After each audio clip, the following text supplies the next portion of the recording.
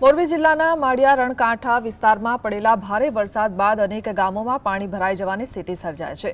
ઘાટીલાથી ખાખરેચી સુધીના વિસ્તારોમાં ખેતરો જાણે તળાવમાં ફેરવાઈ ગયા હોય તેવા દ્રશ્યો સામે આવ્યા છે। જીએસટીવીની ટીમે ગ્રાઉન્ડ ઝીરો પર પહોંચી સ્થિતિનો તાગ મેળવ્યો હતો। પાણીના નિકાલની પૂરતી વ્યવસ્થા ન હોવાથી ખેતીમાં ભારે નુકસાનની આશંકા વ્યક્ત કરવામાં આવી રહી છે। વરસાદી પાણી લાંબા સમય સુધી ખેતરોમાં ભરાયેલા રહેતા ઊભા પાક પર ગંભીર અસર પડી શકે છે। ખેડૂતો હવે તાત્કાલિક પાણીના નિકાલ અને તંત્ર તરફથી યોગ્ય સહાયની માંગ કરી રહ્યા છે।